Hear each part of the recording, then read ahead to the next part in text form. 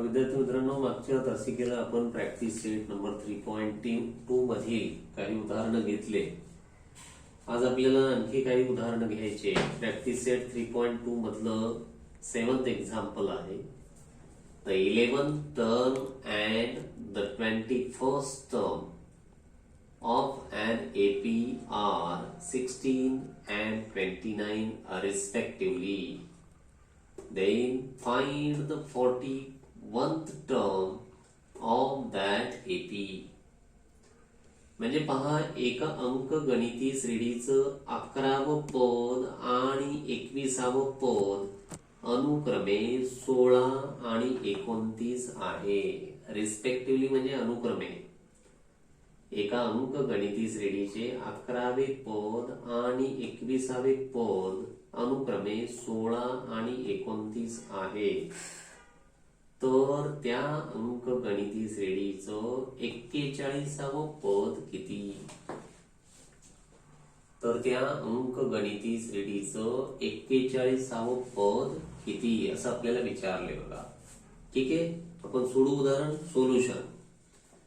आता आपल्याला 11वं पद दिलंय. So T11 is equal to किती दिलं रे? T11 16.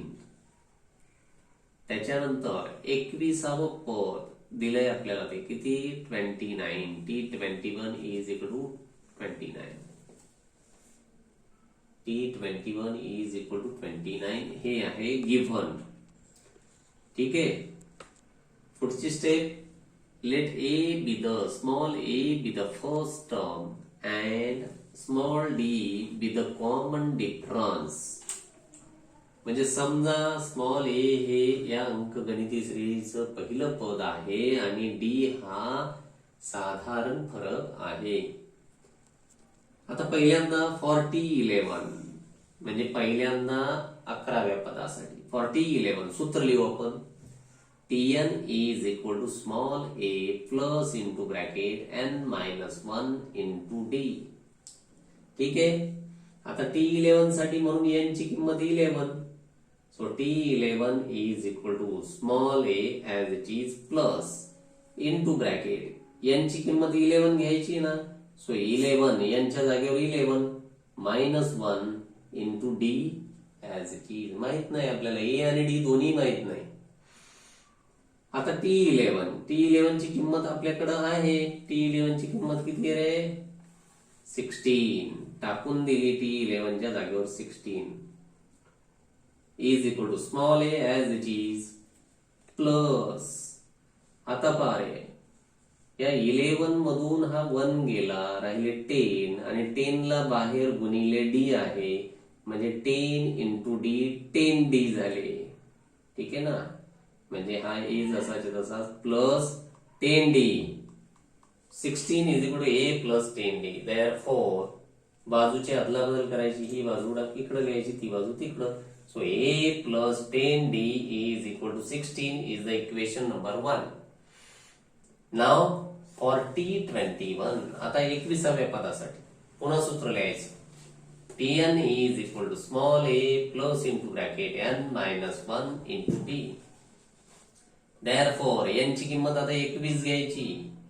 So therefore T21 is equal to small a as it is plus into bracket n ची किंमत 21 minus 1 into d. Therefore T21 किती दिलाय आपल्याला हे पाहिजे. किती दिलाय T21? 29. टाकून दिली किंमत. is equal to a as it is plus 21 मधून 1 गेला, 20 राहिले, 20 into d 20d. बाजूची अदलाबदल करायची.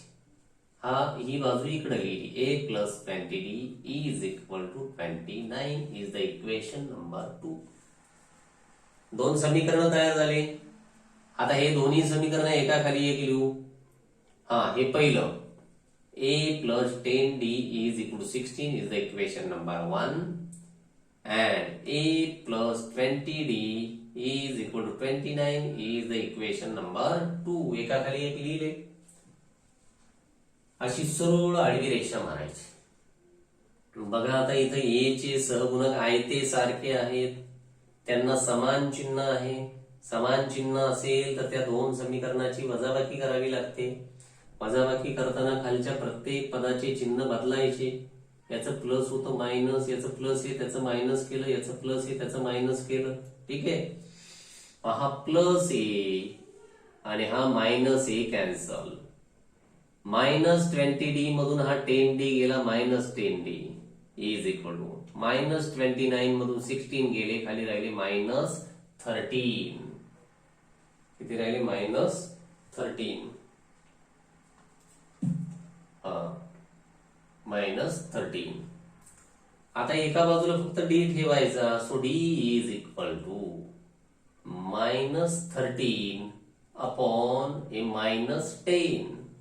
मायनस मायनस साइन कॅन्सल झालं. हे 10 ने भाग द्यायचा. 10 एक 10. संख्या संपली, दशांश चिन्ह आलं, खाली उरले 3, 3 घेतला 0, 30 झाले, 10 त्रिक 30. Therefore D is equal to 1.3. ठीक आहे, आता ही D ची व्हॅल्यू जी मिळाली आहे 1.3, 3 अपॉन समीकरण 1 किंवा 2, जे सोपं समीकरण असेल त्या सोप्या समीकरणामध्ये टाकून देऊ. सोपे समीकरण म्हणजे ज्याच्यामध्ये आकडेमोड कमी असेल असं समीकरण निवडायचं आणि त्याच्यामध्ये किंमत टाकायची. So substituting D is equal to 1.3 in equation. कोणतं सोपं समीकरण आहे? या दोघांपैकी एक नंबरचं, इन इक्वेशन 1. इक्वेशन 1 लिहून घेऊ अगोदर. a plus 10d is equal to 16 लिहून घेतलंय, अजून व्हॅल्यू टाकली नाही. आता d ची व्हॅल्यू टाकायची त्याच्या जागेवर.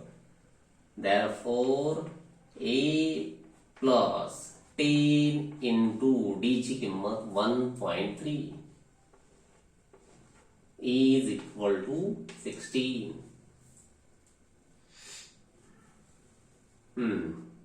Therefore a as it is plus. आता 10 आणि 1.3 चा गुणाकार करायचा. 13 10 130. 130 होतो, गुणाकार येतोय. आता दशांश चिन्ह ठेवायचं. दशांश चिन्हाच्या पुढे एक घर आहे म्हणून एक घर डावीकडे सरकायचं. किती आलं? 13.0 म्हणजे नुसतं 13. ठीक आहे, is equal to 16. Therefore a is equal to plus 13 तिकडे गेले -13. Therefore a is equal to 16 मधून 13 गेले, खाली राहिले 3. a ची व्हॅल्यू मिळाली 3. ठीक आहे नाही? a ची व्हॅल्यू किती मिळाली? 3. आता a ची व्हॅल्यू माहित झाली, d ची व्हॅल्यू माहित झाली. आता मात्र आपल्याला 41व पद काढायला लावलंय. उदाहरणाच्या शेवटच्या ओळीमध्ये आपल्याला त्या अंकगणिती श्रेणीचं 41व पद किती हे आपल्याला काढायला लावलं. परंतु आपल्याला हे केव्हा काढता येणं शक्य होतं? जेव्हा आपल्याला a आणि d ची किंमत माहित होईल. आपण माहित करून घेतली आहे, आता मात्र काढायला अडचण नाही.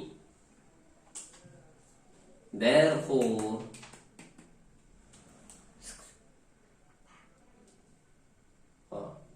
so Tn is equal to a plus into bracket n minus 1 into d. Therefore कितवं पद काढायचं आहे? 41व. मग n ची किंमत 41 टाकायची. So T41 is equal to a दिलाय 3 प्लस n किती घ्यायचा आता? 41. 41 minus 1 into d. d किती दिलाय? 1.3. ठीक आहे, so T41 is equal to 3 as it is. ठीक आहे, 41 मधून 1 गेला, खाली राहिले 40. 40 ला बाहेर गुणिले आहे 1.3 म्हणजे 13 म्हणा थोडा वेळ गेला. 40 गुणिले 13 म्हणजेच 13 शून्य शून्य 13 चोक 52. 40 13 गुणलं 52. आता दशांश चिन्हाच्या पुढे एक घर डावीकडे सरकायचं म्हणजे 52.0 आलं म्हणजे नुसतं 52. ठीक आहे. शेवटची पायरी therefore T41 is equal to 52 आणि 3 झाले 55 म्हणजेच 41वं पद आलं 55. त्या अंकगणिती श्रेणीचं 41वं पद काय आलं रे 55 आलेलं आहे. अशी उदाहरणं जे आहेत ते परीक्षेला येतात. ही उदाहरणं आपण चांगल्या पद्धतीनं तयार करून ठेवायचं. हे बोर्डाच्या परीक्षेच्या दृष्टीनं अतिशय महत्वाचं उदाहरण. पुढच्या तासिकेला आपण sum of first n terms of an AP हा भाग घेणार आहे. आता उर्वरित उदाहरणं जी असतील या अभ्यासामधले आपण सोडवायचे आणि मग आपण पुढच्या तासाला